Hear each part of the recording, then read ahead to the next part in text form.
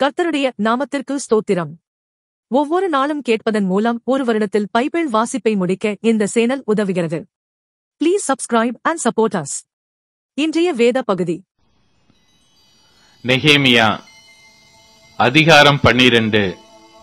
செயல்தியேலின் குமாரனாகிய செருபாபேலோடும் யெசுவாவோடும் வந்த ஆசாரியரும் லேவியரும் யாரென்றால், செராயா, எரேமியா, எஸ்ரா, அமரியா, மல்லூக், அத்தூஸ், செகனியா, ரெஹூம், மெரேமோத், இத்தோ, கினேதோ, அபியா, மியாமின், மாதியா, பில்கா, சமாயா, யோயாரிப், யதாயா, சல்லு, ஆமோக், இல்கியா, யதாயா என்பவர்கள். இவர்கள் யெசுவாவின் நாட்களில் ஆசாரியருக்கும் தங்கள் சகோதரருக்கும் தலைவராயிருந்தார்கள்.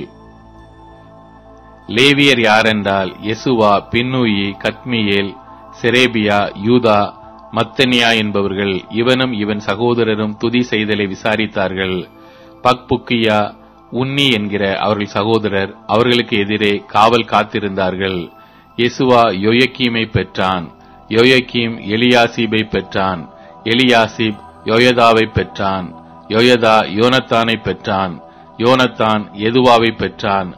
யோயக்கீமின் நாட்களிலே பிதா வம்சங்களின் தலைவரான ஆசாரியர்கள் யாரென்றால், செராயாவின் சந்ததியில் மெராயா, எரேமியாவின் சந்ததியில் அனனியா, எஸ்ராவின் சந்ததியில் மெசுல்லாம், அமரியாவின் சந்ததியில் யோகனான், மெலிக்கூவின் சந்ததியில் யோனத்தான், செபனியாவின் சந்ததியில் யோசேப்பு, ஆரீமின் சந்ததியில் அத்னா, மெராயோதின் சந்ததியில் எல்காய், இத்தோவின் சந்ததியில் சகரியா, கினேதோனின் சந்ததியில் மெசுல்லாம், அபியாவின் சந்ததியில் சிக்ரி, மினியாமின், மொவதியா என்பவர்களின் சந்ததியில் பில்காய், பில்காவின் சந்ததியில் சம்முவா, செமாயாவின் சந்ததியில் யோனத்தான், யோயாரிபின் சந்ததியில் மத்தன்னா, யதாயாவின் சந்ததியில் ஊசி, சல்லாயின் சந்ததியில் கல்லாய், ஆமோக்கின் சந்ததியில் ஏபேர், இல்கியாவின் சந்ததியில் அசபியா, யதாயாவின் சந்ததியில் நெதனேயேல் என்பவர்கள். எலியாசிபின் நாட்களில் யோயதா, யோகனான், எதுவா என்கிற லேவியர் பிதா வம்சங்களின் தலைவராக எழுதப்பட்டார்கள். பெர்சியனாகிய தரியுவின் ராஜ்யபாரம் மட்டும் இருந்த ஆசாரியர்களும் அப்படியே எழுதப்பட்டார்கள். லேவி புத்திரராகிய பிதா வம்சங்களின் தலைவர் எலியாசிபின் குமாரனாகிய யோகனானின் நாட்கள் மட்டும் நாளாகம புஸ்தகத்தில் எழுதப்பட்டார்கள்.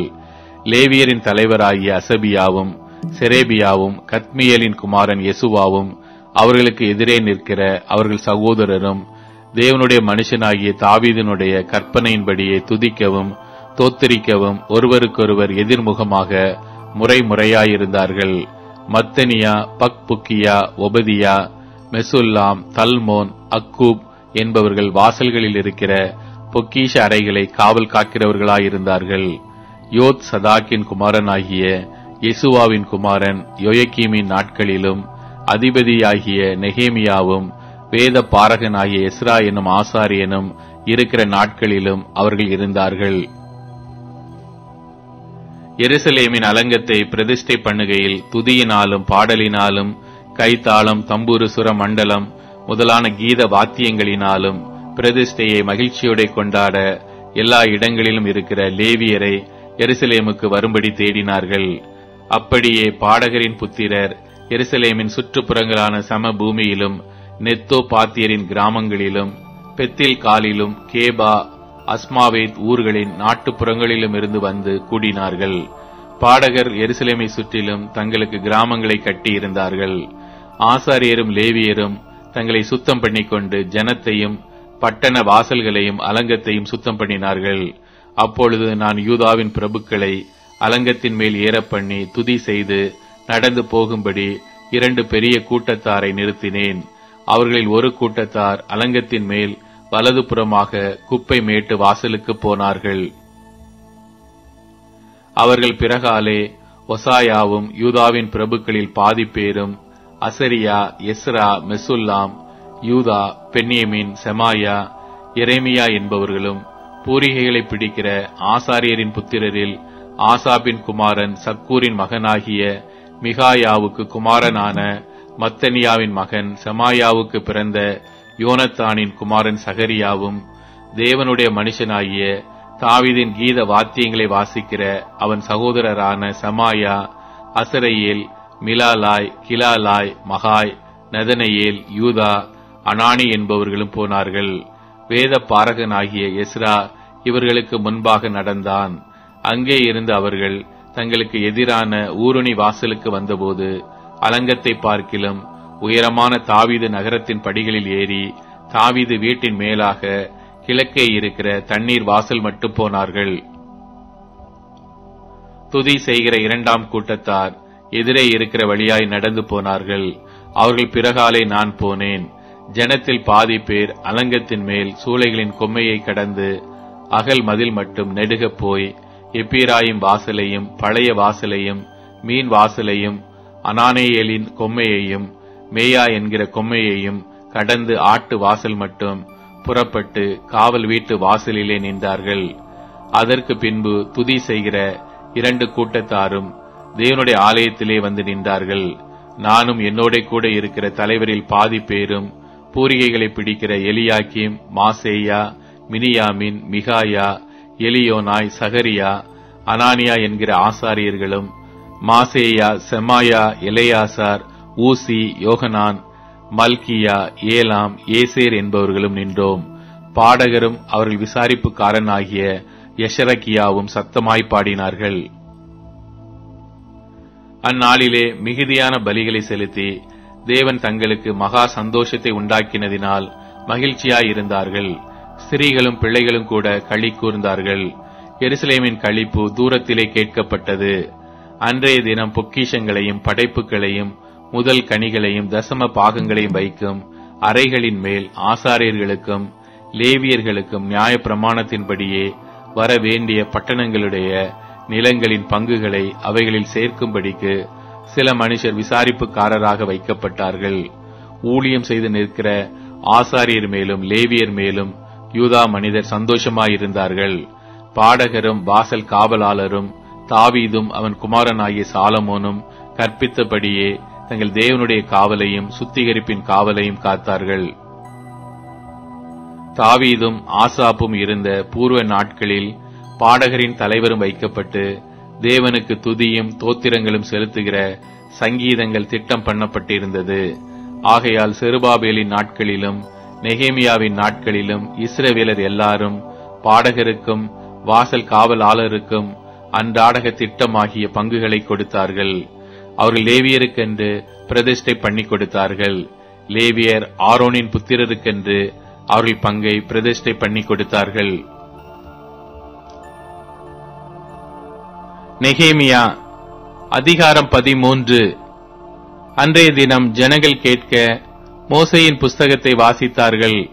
அதிலே அம்மோனியரும் மோவாபியரும் இஸ்ரவேல் புத்திரருக்கு அப்பமும் தண்ணீரும் கொடுக்க எதிர்கொண்டு வராமல் அவர்களை சபிக்க அவர்களுக்கு விரோதமாய் பிழையாமை கூலி பொருந்தி கொண்டபடியினால் அவர்கள் என்றைக்கும் அந்த சாபத்தை ஆசீர்வாதமாக திருப்பின எங்கள் தேவனுடைய சபைக்குட்படலாகாது என்று எழுதியிருக்கிறதாக காணப்பட்டது. ஆகையால் அவர்கள் அந்த கட்டளையை கேட்டபோது பல ஜாதியான ஜனங்களை எல்லாம் இஸ்ரவேலை விட்டு பிரித்து விட்டார்கள். இதற்கு முன்னே எங்கள் தேவனுடைய ஆலயத்தின் அறைகளை விசாரிக்க வைக்கப்பட்ட ஆசாரியனாகிய எலியாசிப் தொபியாவோடே சம்பந்தம் கலந்தவனாயிருந்து முற்காலத்தில் காணிக்கைகளும் சாம்பிராணிகளும் பணிமுட்டுகளும் லேவியருக்கும் பாடகருக்கும் வாசல் காவலாளருக்கும் கட்டளை பண்ணப்பட்ட தானியம், திராட்சரசம், எண்ணெய் என்பவைகளிலே தசம பாகமும் ஆசாரியரை சேருகிற படைப்பான காணிக்கைகளும் வைக்கப்பட்டிருந்த இடத்தில் ஒரு பெரிய அறையை அவனுக்கு ஆயத்தம் பண்ணியிருந்தான். இதெல்லாம் நடக்கும்போது நான் எருசலேமில் இல்லை. பாபிலோன் ராஜாவாகிய அர்தசஸ்தாவின் 32ஆம் வருஷத்திலே நான் ராஜாவினிடத்திற்கு போய் சில நாளுக்கு பின்பு திரும்ப ராஜாவினிடத்தில் உத்தரவு பெற்றுக்கொண்டு எருசலேமுக்கு வந்தேன். அப்பொழுது எலியாசிப் தொபியாவுக்கு தேவனுடைய ஆலயத்து பிராகாரங்களில் ஒரு அறையை ஆயத்தம் பண்ணினதினால் செய்த பொல்லாப்பை அறிந்து கொண்டேன். அதனால் நான் மிகவும் மனமடிவாகி தொபியாவின் வீட்டு தட்டு முட்டுக்களை எல்லாம் அந்த அறையிலிருந்து வெளியே எறிந்து விட்டேன். பின்பு நான் அறை வீடுகளை சுத்திகரிக்கச் சொல்லி தேவனுடைய ஆலய பணிமுட்டுகளையும் காணிக்கைகளையும் சாம்பிராணிகளையும் அங்கே திரும்ப கொண்டு வந்து வைத்தேன். பின்னையும் லேவியருக்கு அவர்கள் பங்குகள் கொடுக்கப்படவில்லை என்பதையும், பணிவிடை செய்கிற லேவியரும் பாடகரும் அவரவர் தங்கள் வெளி நிலங்களுக்கு ஓடிப்போனார்கள் என்பதையும் நான் அறிந்து கொண்டேன். அப்பொழுது நான் தலைமையானவர்களோட வழக்காடி, தேவனுடைய ஆலயம் கைவிடப்பட்டு போவானேன் என்று சொல்லி அவர்களை சேர்த்து அவரவர் நிலையில் அவர்களை வைத்தேன். அப்பொழுது யூதர் எல்லாரும் தானியம், திராட்சரசம், எண்ணெய் என்பவைகளில் தசம பாகத்தை பொக்கிஷ அறைகளில் கொண்டு வந்தார்கள். அப்பொழுது நான் ஆசாரியராகிய செலேமியாவையும் வேத பாரகனாகிய சாதோக்கையும் லேவியரில் பெதாயாவையும் இவர்களுக்கு கைத்துணையாக மத்தனியாவின் குமாரன் சக்கூரின் மகனாகிய ஆனானையும் பொக்கிஷ அறைகளின் மேல் விசாரிப்புக்காரராக வைத்தேன். அவர்கள் உண்மையுள்ளவர்கள் என்று எண்ணப்பட்டார்கள். ஆகையால் தங்கள் சகோதரருக்கு பங்கிடுகிற வேலை அவர்களுக்கு ஒப்புவிக்கப்பட்டது. என் தேவனே, நான் என் தேவனுடைய ஆலயத்துக்காகவும் அதன் முறைமைகளுக்காகவும் செய்த நற்கிரியைகளை குலைத்து போடாமல் இந்த காரியத்திலே என்னை நினைத்தருளும்.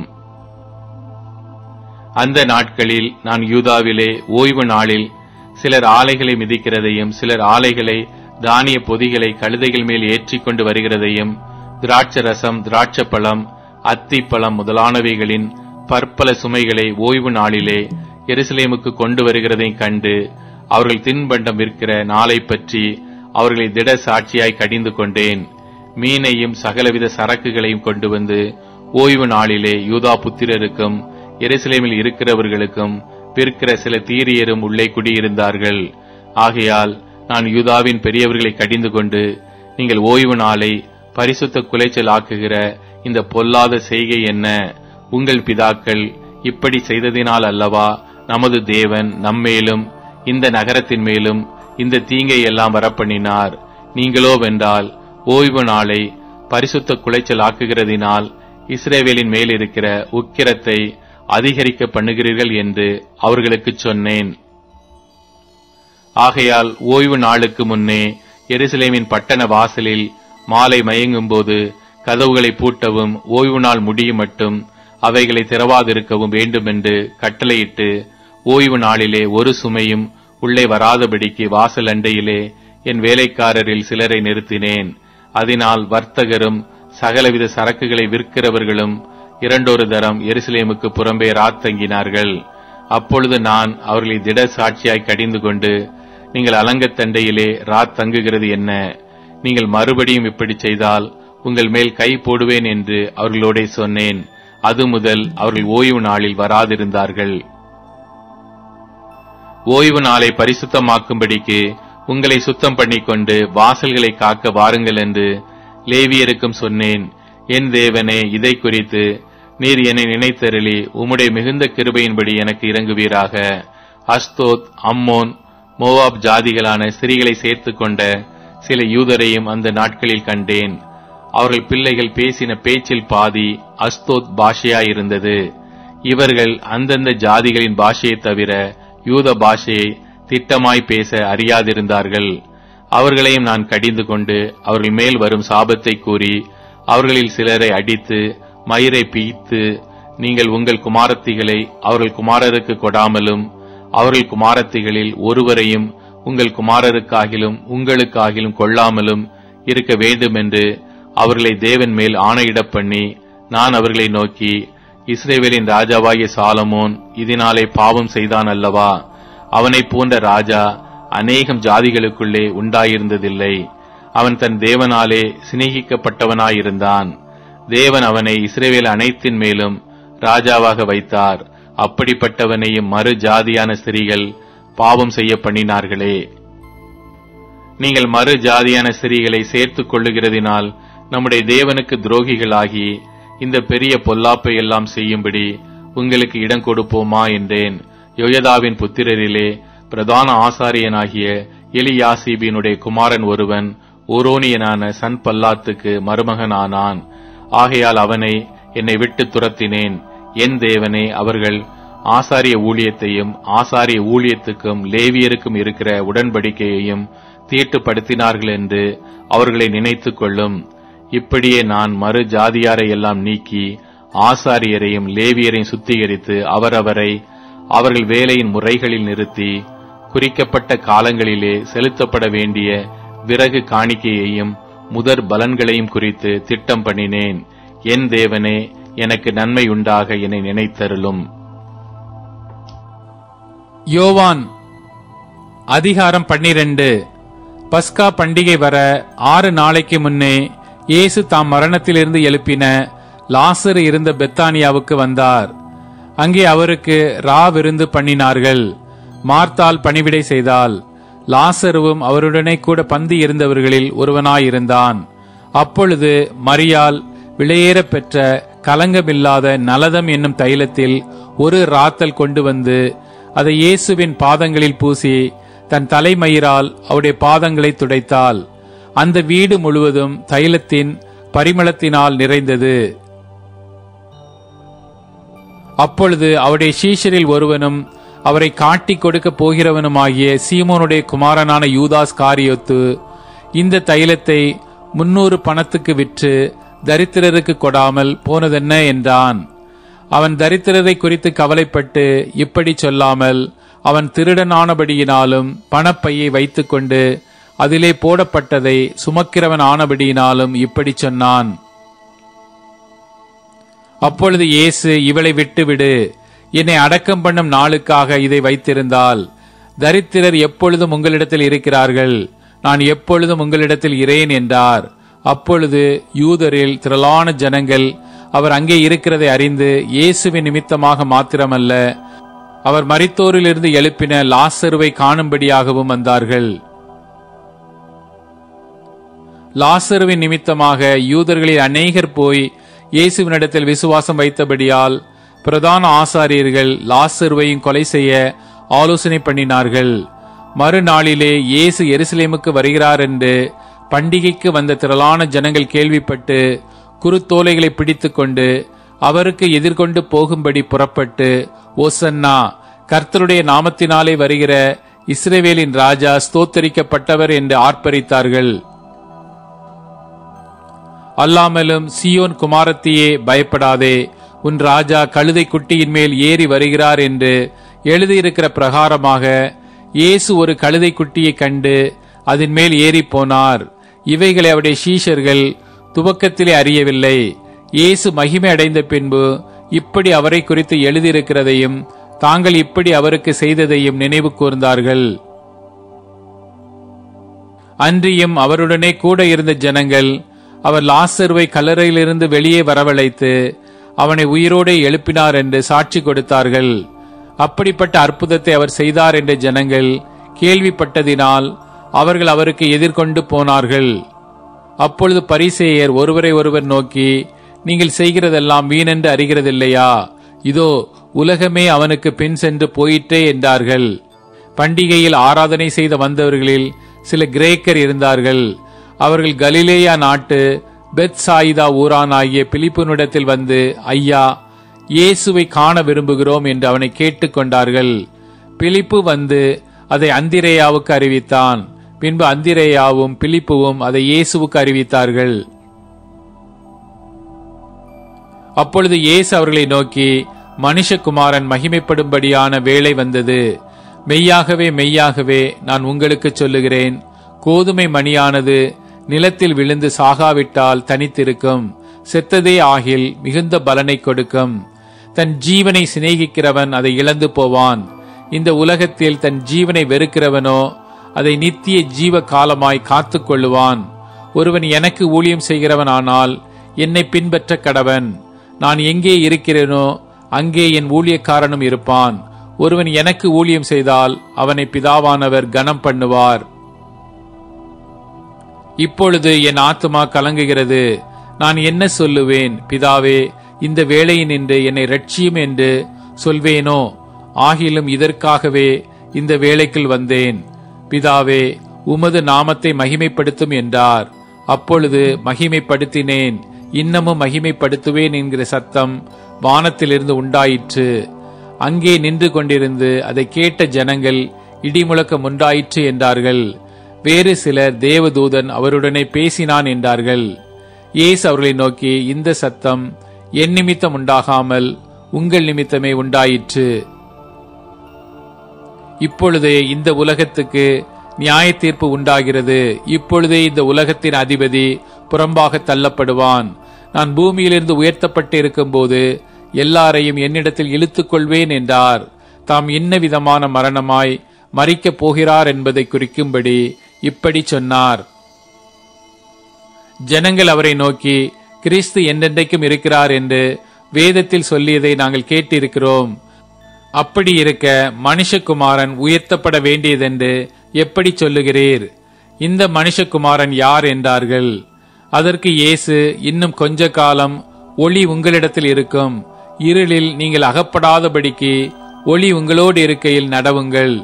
இருளில் நடக்கிறவன் தான் போகிற இடம் இன்னதென்று அறியான். ஒளி உங்களோடு இருக்கையில் நீங்கள் ஒளியின் பிள்ளைகள் ஆகும்படிக்கு ஒளியினிடத்தில் விசுவாசமாயிருங்கள் என்றார். இவைகளை இயேசு சொல்லி அவர்களை விட்டு மறைந்தார். அவர் இத்தனை அற்புதங்களை அவர்களுக்கு முன்பாக செய்திருந்தும் அவர்கள் அவரை விசுவாசிக்கவில்லை. கர்த்தாவே, எங்கள் மூலமாய் கேள்விப்பட்டதை விசுவாசித்தவன் யார்? கர்த்தருடைய புயம் யாருக்கு வெளிப்பட்டது என்று ஏசாயா தீர்க்கதரிசி சொன்ன வசனம் நிறைவேறும்படி இப்படி நடந்தது. ஆகையால் அவர்கள் விசுவாசிக்க மாட்டாமல் போனார்கள். ஏனெனில் ஏசாயா பின்னும் அவர்கள் கண்களினால் காணாமலும் இருதயத்தினாலே உணராமலும் குணப்படாமலும் இருக்கும்படிக்கும், நான் அவர்களை ஆரோக்கியமாக்காமல் இருக்கும்படிக்கும் அவர்களுடைய கண்களை அவர் குருடாக்கி அவர்கள் இருதயத்தை கடினமாக்கினார் என்றான். ஏசாயாவுடைய மகிமையைக் கண்டு அவரை குறித்து பேசுகிற போது இவைகளை சொன்னான். ஆகிலும் அதிகாரிகளிலும் அநேகர் அவரிடத்தில் விசுவாசம் வைத்தார்கள். அப்படி இருந்தும் ஜெப ஆலயத்துக்கு புறம்பாக்கப்படாதபடி பரிசேயர் நிமித்தம் அதை அறிக்கை பண்ணாதிருந்தார்கள். அவர்கள் தேவனால் வருகிற மகிமையிலும் மனுஷரால் வருகிற மகிமையை அதிகமாய் விரும்பினார்கள்.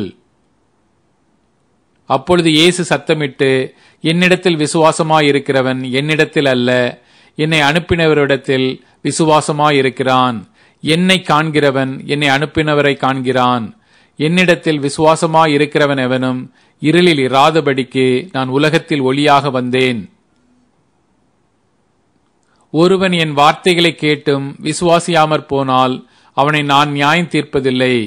நான் உலகத்தை நியாயம் தீர்க்க வராமல் உலகத்தை ரட்சிக்க வந்தேன்.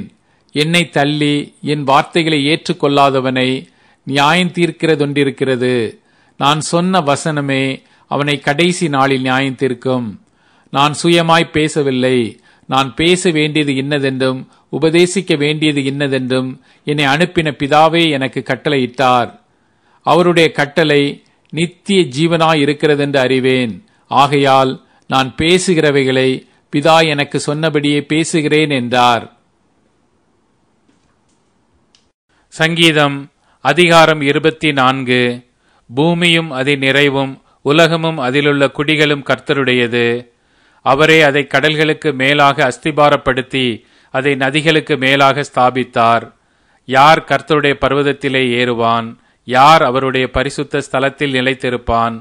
கைகளில் சுத்தமுள்ளவனும் இருதயத்தில் மாசு இல்லாதவனுமாயிருந்து தன் ஆத்துமாவை மாயைக்கு ஒப்புக்கொடாமலும் கபடாய் ஆணையிடாமலும் இருக்கிறவனே. அவன் கர்த்தரால் ஆசீர்வாதத்தையும் என் இரட்சிப்பின் தேவனால் நீதியையும் பெறுவான். இதுவே அவரை தேடி விசாரித்து அவருடைய சமூகத்தை நாடுகிற யாக்கோபு என்னும் சந்ததி. சேலா. வாசல்களே, உங்கள் தலைகளை உயர்த்துங்கள். அநாதி கதவுகளே உயருங்கள். மகிமையின் ராஜா உட்பிரவேசிப்பார். யார் இந்த மகிமையின் ராஜா? அவர் வல்லமையும் பராக்கிரமமும் உள்ள கர்த்தர். அவர் யுத்தத்தில் பராக்கிரமமுள்ள கர்த்தராமே. வாசல்களே, உங்கள் தலைகளை உயர்த்துங்கள். அநாதி கதவுகளே உயருங்கள். மகிமையின் ராஜா உட்பிரவேசிப்பார். யார் இந்த மகிமையின் ராஜா? அவர் சேனைகளின் கர்த்தரானவர். அவரே மகிமையின் ராஜா. சேலா. இப்போது டியூன், ஸ்பாட்டிஃபை, அமேசான் மியூசிக் மற்றும் யூடியூப் மியூசிக் ஆகியவற்றில் நமது பைபிள் 365 சேனல் கிடைக்கிறது. ஃபாலோ பண்ணுங்க.